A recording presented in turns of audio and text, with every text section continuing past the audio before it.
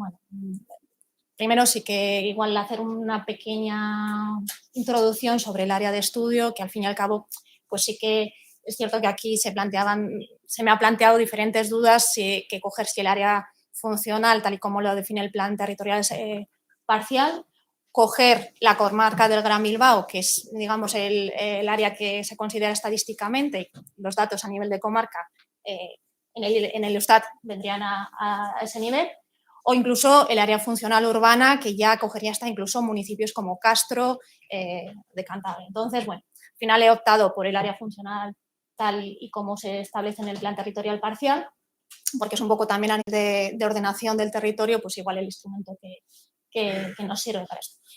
El tema de metodología y fuentes, realmente he aplicado múltiples tecnologías, principalmente metodologías cuantitativas. Yo creo que el siguiente paso será hacer ese análisis más cualitativo, pues como se está comentando aquí, pues no es lo mismo, depende de qué tipo de servicios, depende de qué tipo de equipamientos, pues puede ser que su contribución sea positiva o sea negativa. También diferenciar un poco entre público y privado, incluso en los colegios, por poner un ejemplo, diferenciar entre si es un modelo concertado bilingüe, no bilingüe, o sea, este tipo de cuestiones son cuestiones que yo creo que sería el siguiente paso.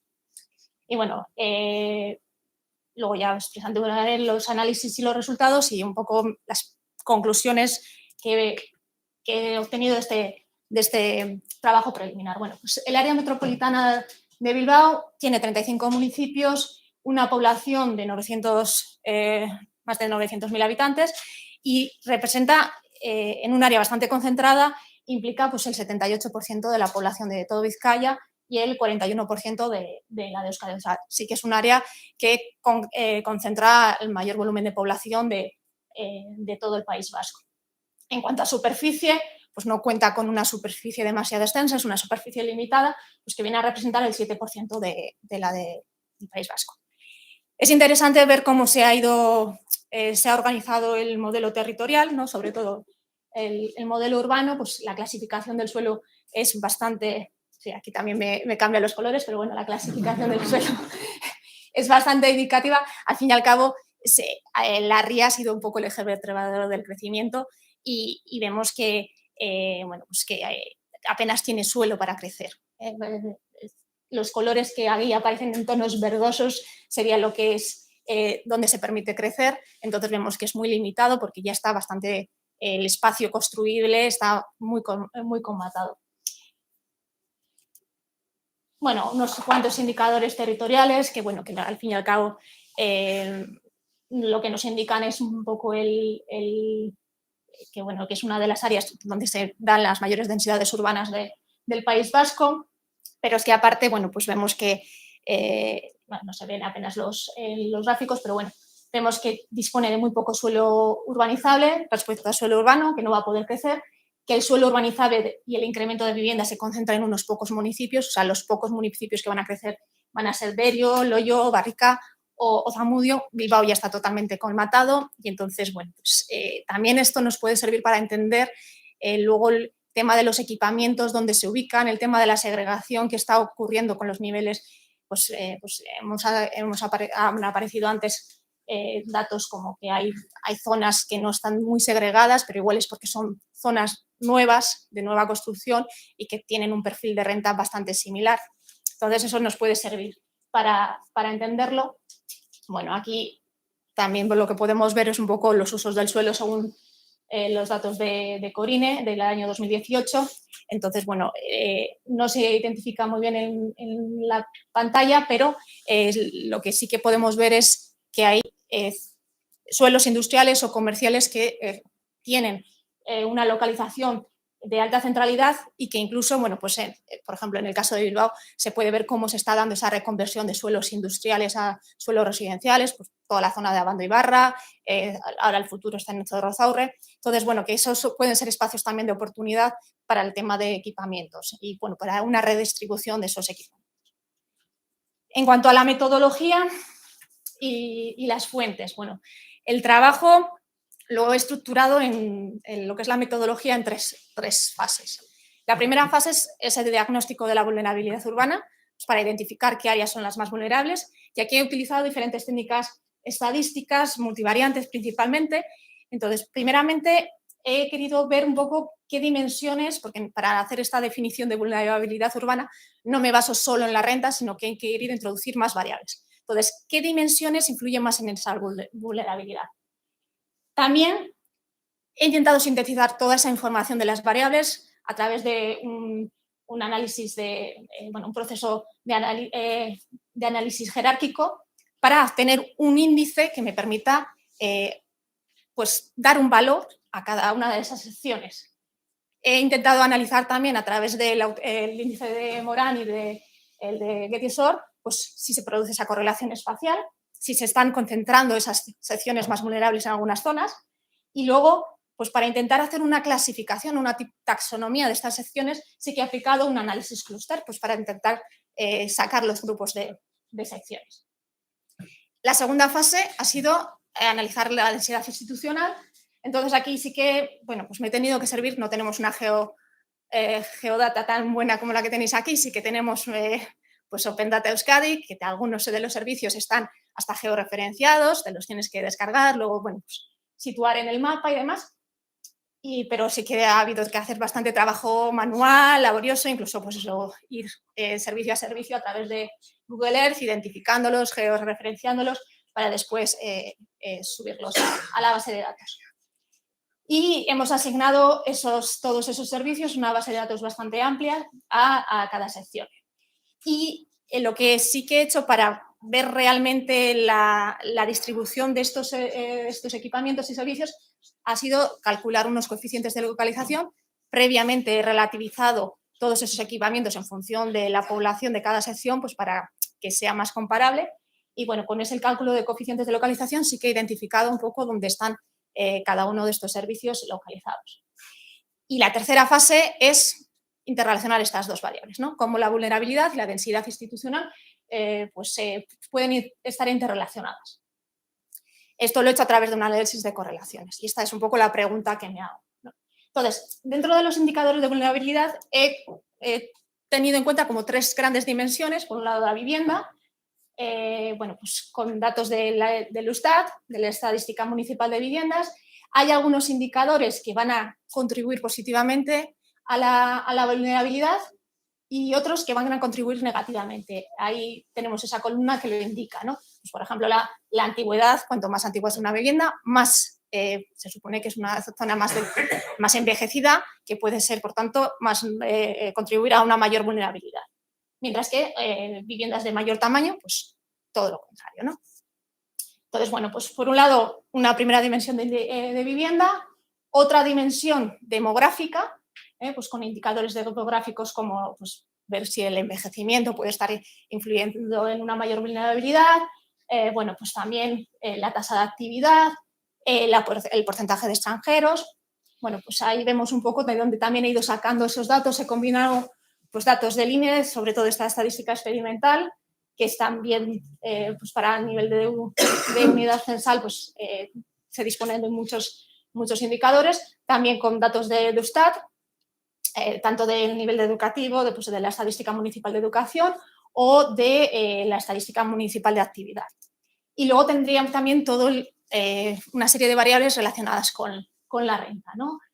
Que quizás es la dimensión que más variables tiene. Por lo tanto, luego también he hecho un subanálisis dividiendo estas tres dimensiones en otras, digamos, subdimensiones, ¿no? Pues la vivienda pues serán tres variables pues, que nos identifican las características. Pero en la demografía sí que hemos podido, o sea, he subdividido en estructura de edad, por un lado, en nivel de estudios y en estatus migratorios. Y en la economía he dividido, por un lado, el nivel de renta, nos interesan los valores del nivel de renta, pero también la desigualdad en la distribución de esa renta. Entonces, bueno, a esto es a lo que he aplicado el análisis factorial múltiple. Y luego, por otro lado, en la segunda fase, pues toda esa densidad institucional, pues he considerado todos estos servicios, ¿no? Servicios administrativos, culturales, educativos, servicios a las personas, deportivos, incluso funerarios y vivienda dotacional. Bueno, de la densidad institucional, como he dicho, pues primero se ha elaborado una base de datos bastante amplia. Ahí, bueno, pues no se pueden ver todas las pestañas que tenía ese Excel, pero ha sido bastante laborioso. Después se ha relativizado por la población, porque realmente vemos que hay secciones que tienen poca población y otras que están muy pobladas. Y luego se ha calculado a través de Geosegregation Analysis, una herramienta bastante interesante, esos coeficientes de localización. ¿Qué resultados he obtenido? Bueno, en cuanto a la vulnerabilidad urbana, bueno, pues vemos un poco las diferentes, cómo se representan las variables, y entonces claramente se ve que hay una diferencia entre la margen derecha y margen izquierda. Margen derecha con niveles de renta muy altos o más altos, y margen izquierda con niveles de renta bajos. También dentro de Bilbao, por ejemplo, se muestra muy claro la diferencia entre la zona de Abando y Ibarra, el Ensanche, con barrios más vulnerables, como serían todos los barrios periféricos, ¿no? Muchos de ellos surgidos en la época del desarrollismo, que además están situados en laderas, tienen problemas de, las viviendas, tejido residencial está bastante envejecido. También, pues un poco por municipios, vemos los colores más oscuros, cómo se localizan en el municipio de Guecho. Otra vez, esa diferencia de rentas muy altas localizadas en unas secciones muy concretas y en las rentas más bajas situadas también en unas secciones muy concretas, ¿no? Principalmente en la zona de San Francisco, de Bilbao la Vieja, de Zabala, todos esos barrios que son barrios que están un poco concentrando ahora la inmigración extranjera que viene al área metropolitana. Cuando variables demográficas, bueno, pues vemos que están más distribuidos por el territorio. Las zonas que pueden crecer son las que están atrayendo población joven, las zonas que se construyeron ya hace tiempo se están envejeciendo. En cuanto, por ejemplo, la población extranjera, que tendríamos el mapa de la derecha, pues sí que vemos que se concentra principalmente en Bilbao. Otro análisis que he hecho ha sido cómo ha evolucionado esta población inmigrante y sí que Bilbao sigue atrayendo población inmigrante, pero sí que es cierto que en los últimos 20 años se ha ido redistribuyendo hacia otros municipios del área metropolitana, poco a poco, pero bueno, se está redistribuyendo. Y en cuanto a la vivienda, pues sí que no he identificado que sobre todo el Valle de Trapagara, muestra una alta vulnerabilidad, pues parece que con viviendas más pequeñas, con viviendas más de mayor antigüedad. Entonces, después de todo esto, lo que he hecho ha sido ese análisis, ese proceso de análisis jerárquico, y este sería el resultado de ese indicador, que pues he ido relativizando mediante la técnica Max-Min todas esas variables y al final he dado unas ponderaciones con la escala de Saty. Esto es posiblemente lo que más subjetividad puede llevar. Y entonces, pues el resultado ha sido ese índice que claramente me distingue la margen izquierda de la margen derecha y luego claramente me distingue en Bilbao también contraste entre unas secciones más centrales y unas secciones más periféricas. Todo esto, aplicando el índice de Morang y el índice de Jetisor, lo que me dicen es que sí que existe una alta correlación espacial, autocorrelación espacial, que las secciones, además, esta alta correlación espacial, si nos miramos el índice de Jetisor, lo que nos dice es que están agrupados por las secciones que tienen alta vulnerabilidad. O sea, que las secciones más vulnerables sí que están concentradas territorialmente. Bueno, y aplicando el análisis clúster, he encontrado un poco este mapa que habría que profundizar un poco más en su análisis, pero también pues vemos que hay, pues, por ejemplo, el clúster 6 lo opone bastante al clúster 7 en cuanto a las características. Tampoco voy a entrar en mucho más detalle. Luego, dentro de lo que es el análisis factorial múltiple, en esas 6 subdimensiones que he considerado, sí que me empiezan a salir datos interesantes. Me viene, por ejemplo, que sobre el factor 1 lo que más contribuiría sería el nivel de renta, mientras que sobre el factor 2 la desigualdad de renta. Entonces, luego la localización de las secciones en este plano factorial se podría ir identificando qué secciones se encuentran con una mayor desigualdad de renta y qué secciones se encuentran con una menor o mayor nivel de renta.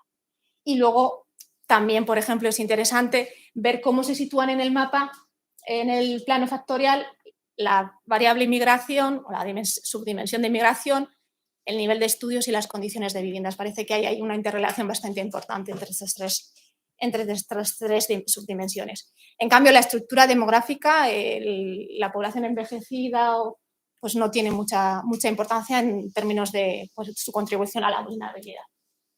Incluso si vamos poniendo todas las variables en este plano factorial, pues lo que se puede ver es que los extranjeros nos los localizan muy pronto, muy cerca de lo que sería el ingreso insuficiente, las rentas bajas, indicándonos una mayor vulnerabilidad de este subgrupo de población, o que, por ejemplo, la RGI y el paro están también muy próximas en el plano factorial, pues también se ve una clara interrelación entre estas dos variables. Y si miramos un poco las coordenadas sobre el factor 1, esto nos lo relaciona con los estudios inferiores. Entonces vemos que un factor que contribuye importantemente a la vulnerabilidad puede ser un menor nivel de estudios. De hecho, nos lo localizan, pues en el plano factorial, localiza muy claramente las rentas altas en el lugar opuesto a ese nivel de estudios inferiores.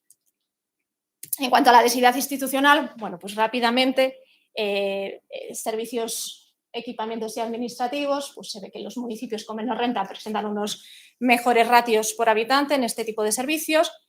Los culturales, pues sobre todo la comarca de Uribe Costa y de Chorriedri muestran una mayor concentración.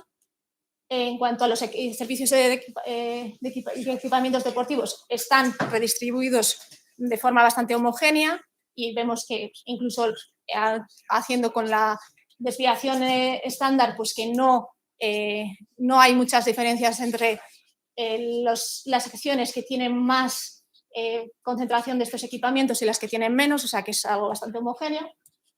Bueno, pues también los educativos vemos que están también bastante redistribuidos, que sí que hay algunas secciones que tienen igual concentración de estos equipamientos, pero vemos que en su alrededor suelen coincidir con secciones que tienen déficit de esos equipamientos. O sea, que parece más bien una decisión de ordenación territorial de ubicar más umbrales de demanda, digamos, que de cuestiones de polarización. Los equipamientos sociosanitarios, bueno, pues que se concentran también principalmente en unos municipios de mayor tamaño, pues también me imagino que será más bien por una cuestión de ordenación territorial, ¿no? Decisiones políticas de, bueno, pues abordar o de proximidad de esos servicios a un mayor volumen de población. Los equipamientos funerarios, pues la verdad es que están concentrados en unas poquitas secciones, pero es que dan servicio a toda el área metropolitana, entonces no es.